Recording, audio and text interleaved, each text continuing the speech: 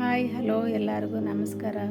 ಈಸಿಯಾಗಿ ಒಂದು ರಸಮ್ನ ಹೇಗೆ 10 ನಿಮಿಷದಲ್ಲಿ ತರಕಾರಿ ಏನು ಇಲ್ಲದೆ ಇರುವಾಗ ಹೇಗೆ ಮಾಡ್ಕೊಳ್ಳೋದು ಅಂತ ಮಾಡಿ ತೋರಿಸ್ತಾ ಇದ್ದೀನಿ. ನಾನಿಲ್ಲಿ 2 ಬ್ಯಾಡಗಿ ಮೆಣಸಿನಕಾಯಿ, 2 ಹಸಿರು ಮೆಣಸಿನಕಾಯಿ ಮತ್ತು ಸ್ವಲ್ಪ ಹುಣಸೆಹಣ್ಣು, 1 ಗೆಡ್ಡೆ ಬೆಳ್ಳುಳ್ಳಿನ ಬಿಡಿಸಾಕೊಂಡಿದ್ದೀನಿ.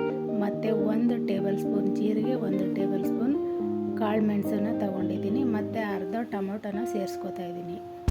ಎಲ್ಲನೂ ಒಂದು ಮಿಕ್ಸಿ ಜಾರ್ಗೆ ಹಾಕಿ ಸ್ವಲ್ಪ ಕೊತ್ತಂಬರಿ ಸೊಪ್ಪು ಸೇರಿಸಿ ಸ್ವಲ್ಪ ನೀರು ಹಾಕ್ಕೊಂಡು ರುಬ್ಕೊಳ್ತಾ ಇದ್ದೀನಿ.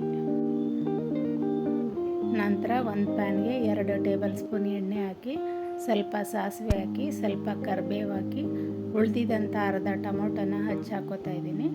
ಮತ್ತು ಟೊಮೊಟೊ ಫ್ರೈ ಆಗಿದ ನಂತರ ರುಬ್ಬಿದ ಮಸಾಲೆನ ಸೇರಿಸ್ಕೊಂಡು ಫ್ರೈ ಮಾಡ್ಕೋತಾ ಇದ್ದೀನಿ. ಮಸಾಲೆ ಎಲ್ಲ ಎಣ್ಣೆಯಲ್ಲಿ ಫ್ರೈ ಆಗಿದ ನಂತರ 1 ಲೀಟ್ರಷ್ಟು ನೀರನ್ನ ಸೇರಿಸ್ಕೊತಾ ಇದ್ದೀನಿ.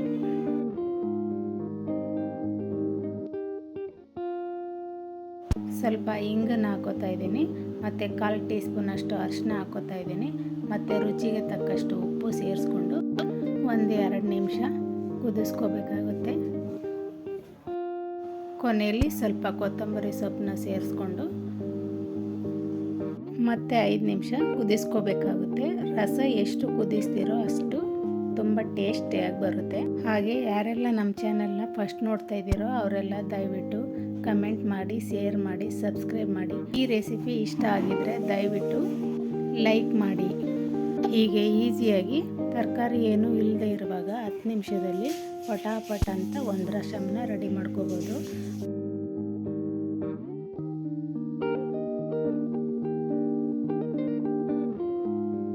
ಹೀಗೆ ರೈಸ್ ಜೊತೆ ಸ್ವಲ್ಪ ತುಪ್ಪ ಸೇರಿಸಿ ತಿನ್ನೋದ್ರಿಂದ ತುಂಬ ಟೇಸ್ಟಿಯಾಗಿ ಚೆನ್ನಾಗಿರುತ್ತೆ. ನೀವು ಒಂದ್ಸಲ ಟ್ರೈ ಮಾಡಿ ಅಂತ ಹೇಳ್ತಾ ವಿಡಿಯೋ ನೋಡಿದ್ದಕ್ಕಾಗಿ ಎಲ್ಲರಿಗೂ